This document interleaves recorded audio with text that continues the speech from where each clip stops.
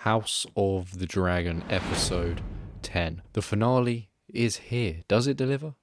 Absolutely. Last week we spent all our time with the Hightowers and their children in King's Landing. This week we spend all our time pretty much with the Targaryens and the Valyrians on Dragonstone. News reaches them that Aegon has been crowned king, so now him and his entire family are usurpers. News which leads Rhaenyra to have a miscarriage, a scene which is brutal, even for Game of Thrones standards. I'm sure there's going to be uproar about how they shouldn't have shown that and blah blah, but you know, it is what it is with this show. You get stuff like that and, you know, it's kind of what makes it so effective. The news also brings the hot head out of Daemon again as he becomes sort of growingly more impatient, more angry, and, you know, he even takes that anger out on Rhaenyra, you know, harming her. Rhaenyra doesn't want to jump to war and strike. She wants to remain calm and find her allies, and with Corlys returning with his fleet, they have a great shot of winning the war by controlling the sea, you know, stopping ships getting to King's Landing, sort of choking them out before they then eventually attack them. It's a good strategy. It's one that would work. Otto does pay a visit to Dragonstone, which is a bold move, you know, one that he probably would assume could definitely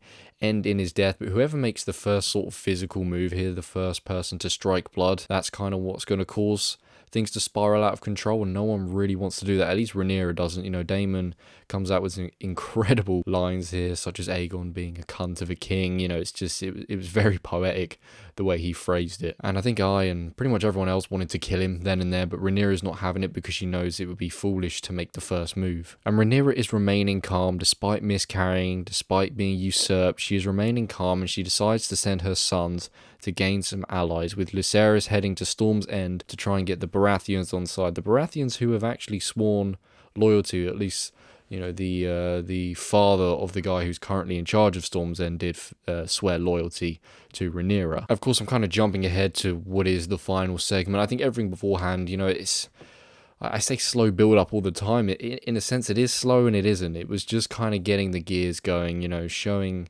this side of things, but ultimately it's always leading up to that third and final act. As if a massive storm wasn't filling the air with dread enough, Aemon's stupidly sized dragon is already there, and Aemon waits inside. You know, we have a little confrontation, a little bit of dialogue. Baratheon refuses to swear loyalty to Rhaenyra, and Aemon wants an eye from Lucerys because of all that time ago. Aemon is wild, but he's not stupid. He knows that killing Lucerys is not an option here. He just wants an eye for an eye. He just wants his own sort of personal revenge. You know, he doesn't want to kill him. He just wants that little bit of leveling the playing field once again. He then decides to chase Lucerys down on Dragonback, which you could just feel coming as soon as Lucerys goes to fly off. You can feel this is not going to be a simple leaving of Storm's End, and it was a very tense scene in this thick storm where the tension is built very well because you can't really see what is just behind Lucerys and his dragon. The way in which they show the uneasiness of Lucerys, constantly looking over his shoulder, wondering if he's heard something, wondering if he's seen something, and then the way that they show the scale of the two dragons' size, like the fucking size of Aemon's dragon, is ridiculous compared to Lucerys. And it calls back to what Viserys said, and I think the first episode or the second episode, where he says the idea that we control dragons is an illusion. It was something along those lines, at least. And it's so potent and so true here. This scene justified the issue of dragons. They cannot be tamed by men and women. Lucerys' dragon reacts first, burning Aemon's, and Aemon's reacts when you can see Aemon telling it not to. You know, Lucerys' dragon reacted in the first place when he was telling it not to. It was saying, listen to me. That's what Aemon was saying to his. It was saying, listen to me. And then it just fucking chomps Lucerys' dragon and Lucerys. He's gone for sure. It just absolutely eats it like it's a fucking bug. And the look on Aemon's face is brilliant. It's so well portrayed by him. He knows what he's started. He knows that now blood has finally been shed in an act that can only be seen as we mean war. And we're going to, you know, get our throne or keep our throne by any means necessary. First, Alicent misunderstanding Viserys' dying words. Then, dragons not being controlled by their riders. Accidents have really been the thing to fully kickstart this war. Obviously, it's kind of been in the pipeline for a while because of the tensions, because of the fact that no one thinks a woman should sit the throne. But these two misunderstandings, mistakes, accidents, whatever you want to call it, have really started this war and made things very heated. The final scene is void of dialogue, but we see Daemon inform Rhaenyra, and the acting is so good here that we only see the back of her and we can read everything she's feeling. You can see how it's just crushed her and how in that moment she's changed as we see the tear rolling down her face. And at that point you feel like anger and impulse is going to be the thing that controls her now. She was composed before, she was ready to play this steady and slow, but she's going to see obviously Lucerys' death as an act of war,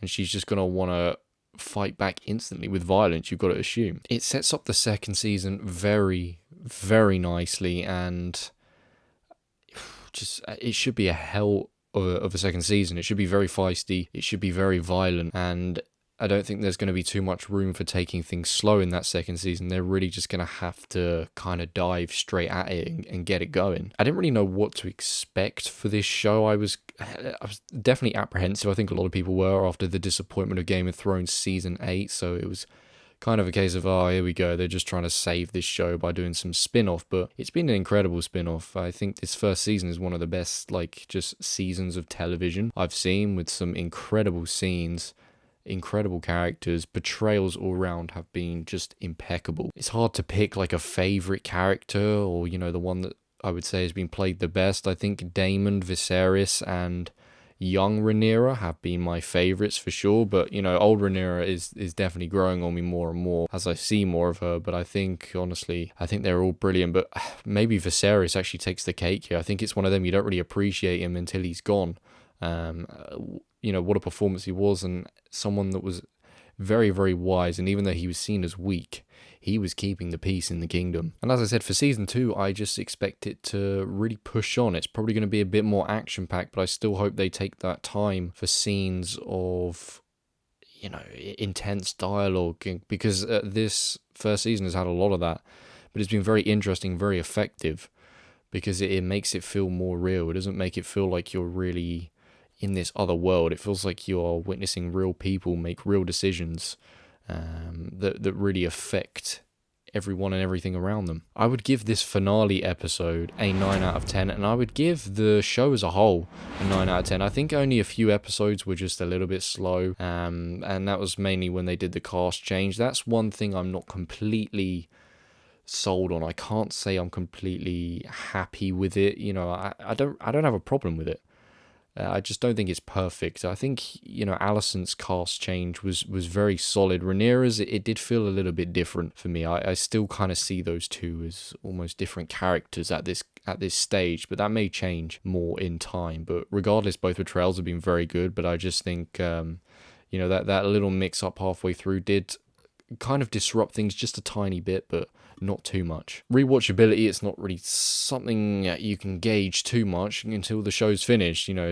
Does the finale warrant it ever being rewatched? But I'm definitely going to rewatch this first season, maybe once or twice depending on when the second season comes out. But it's the sort of thing that if the quality of the show remained as good as this first season, this is the sort of show I'd probably rewatch at least annually or every couple of years or something, because it's really, really top quality, and it's great to see that shows of this quality are still being made, and there's still really good television out there, because there's been so much disappointment with shows that you expect to be great and don't turn out to be. But this season was brilliant, and I think it definitely rivals seasons of Game of Thrones, and I'd probably say the first season of this is better than the first season of Game of Thrones, honestly, and that was a very good first season. So yeah, House of the Dragon, have you seen it? If you have, let me know what you think about it. Have any theories? I mean, obviously, I've kind of read the book, so I kind of know what's going to happen. But, the way they lay this out, a lot of it still surprises me. And as I said before, I've forgotten a lot of things. But yeah, if you've seen it, let me know what you think about it. Thank you for watching. Appreciate all the support for this whole series of House of the Dragon. And until next time, I'll see you then. Bye-bye.